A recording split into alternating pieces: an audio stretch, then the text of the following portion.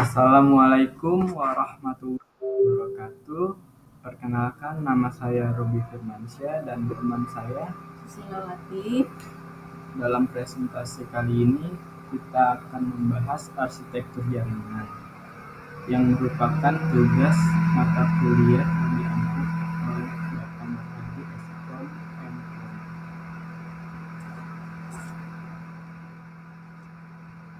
Untuk mengawalinya, kita akan membahas sedikit latar belakang. Arsitektur jaringan merupakan desain atau perangkat kerja yang menjelaskan bagaimana komponen jaringan seperti perangkat keras atau hardware, perangkat lunak software, protokol, serta media transmisi saling berinteraksi untuk membentuk suatu sistem komunikasi yang terintegrasi. Pemilihan arsitektur jaringan yang sesuai tidak hanya mempengaruhi kecepatan dan stabilitas jaringan, tetapi juga untuk aspek skalabilitas, keamanan, dan kemudahan dalam pengelolaan.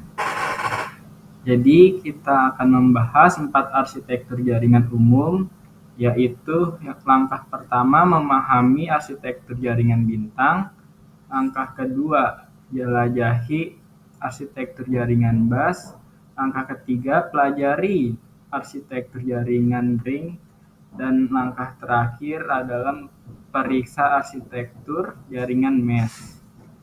Untuk selanjutnya yaitu adalah langkah pertama yaitu memahami arsitektur jaringan bintang. 1. Definisi.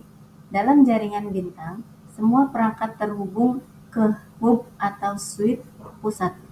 Pengaturan ini populer di jaringan rumah dan kantor kecil. Fiturnya yaitu manajemen terpusat, mudah menambah atau menghapus perangkat, kegagalan satu perangkat tidak memengaruhi seluruh jaringan. Manfaatnya adalah memecah masalah yang disederhanakan, skalabilitas. Tips praktisnya yaitu pastikan hubungan pusat memiliki kapasitas yang cukup untuk menangani semua perangkat yang terhubung, terutama dalam pengaturan yang lebih besar. Baik, untuk langkah kedua yaitu jelajahi arsitektur jaringan bus. Untuk poin pertama adalah definisi. Jaringan bus menggunakan satu kabel pusat untuk menghubungkan semua perangkat. Sinyalnya bergerak dua arah di sepanjang kabel ini. Untuk poin kedua yaitu fitur, tata letak sederhana dengan kabel minimal, biaya hemat untuk jaringan kecil. Untuk poin 3 yaitu manfaat. Manfaatnya mudah diatur dan berfungsi dengan baik untuk jaringan sementara. Untuk poin 4 yaitu kesalahan umum. Kegagalan pada kabel pusat dapat melumpuhkan seluruh jaringan.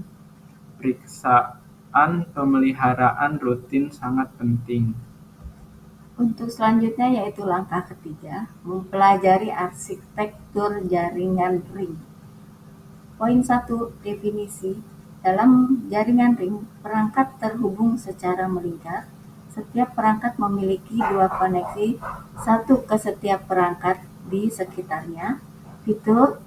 Untuk poin kedua, data bergerak satu arah atau keduanya, tergantung pada desainnya. Poin ketiga yaitu manfaat. Waktu transmisi data akan dapat diprediksi. Yang kedua, lebih mudah mengidentifikasi masalah. Untuk poin keempat yaitu tips praktis. Jika menggunakan jaringan ring, pertimbangkan untuk menerapkan dual ring untuk meningkatkan keandalan. Dan untuk langkah terakhir yaitu periksa arsitektur jaringan mesh. Untuk poin pertama, definisi.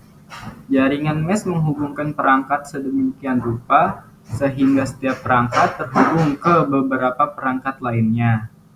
Ini bisa berupa mesh penuh setiap perangkat terhubung ke setiap perangkat lainnya, atau mesh parsial. Untuk poin kedua yaitu fitur, redundansi, dan keandalan tinggi. Untuk poin kedua yaitu pengaturan yang kompleks. 3. Manfaat. Jika satu tautan gagal, data dapat dialihkan melalui jalur lain. Untuk poin keempat, kesalahan umum.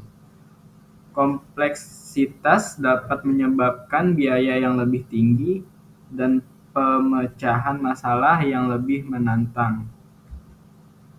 Untuk kesimpulan yaitu, singkatnya, memahami keempat arsitektur jaringan ini, star, bus, ring, dan mesh, akan membantu Anda dalam memilih desain yang tepat untuk kebutuhan Anda.